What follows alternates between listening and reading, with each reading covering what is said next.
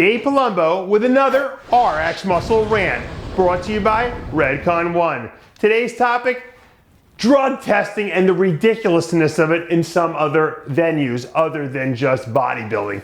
Guys, there was a report, a news story out, that a guy, the best bridge player, that's a card game by the way, the best bridge player in the world, Geir Helgemo, was suspended because he was on testosterone and Clomid. Oh my God. Testosterone and Clomid.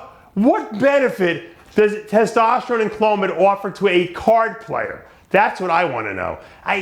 The world is coming to insanity. I can understand testing a card player for cocaine, amphetamines, crystal meth, anything that's going to help them maybe focus a little better. But why in the world would they test these guys for testosterone?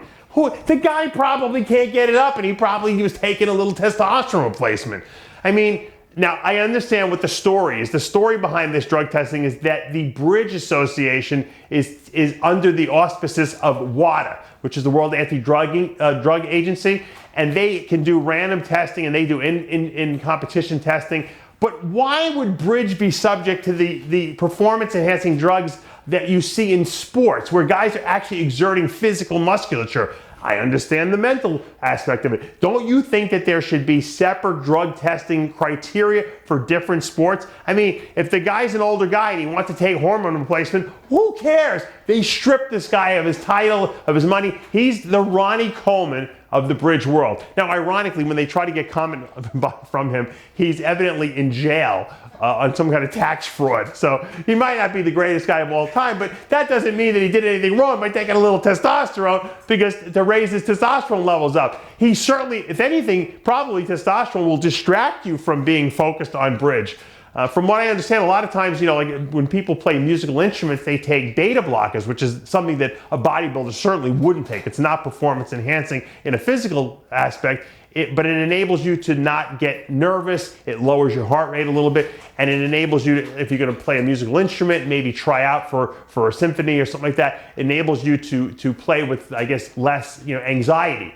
So that would be performance enhancing in music. In bridge, I could see being mentally able to focus for longer periods of time with amphetamines, Adderall, something like that. That definitely would be performance enhancing. I could see testing for that. But why? Why is testosterone so vilified in this world? I don't get it. It doesn't make sense to me. Everything, as soon as they hit testosterone, you got there's a big syringe behind you with little droplets coming out of it, and people are saying, aha, that must be the reason why this guy's the greatest bridge player of all time. Testosterone.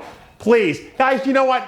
I wish they would just stop vilifying hormones in this world. I mean, they love to throw aspersions at any kind of testosterone or analog, anabolic steroid, growth hormone. They love that. You know why? Because most people don't do it. So, you know what? Let's get the steroid guys out there. And meanwhile, all the cocaine sniffers, pot smokers, heroin shooters, they can do whatever they want. Let them knock themselves out doing that. But let's get the steroid guys. We'll make them the fucking devil because, right? After all, steroids must be a vehicle of the devil.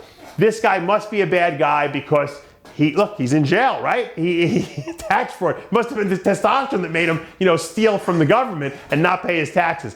Guys, please, can we please stop the insanity and put this ridiculous to rest?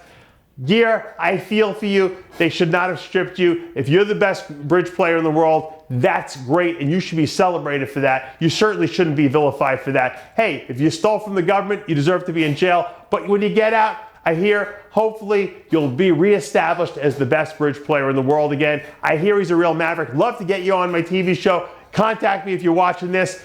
I'm Dave Palumbo with another Redcon One RX Muscle Rant.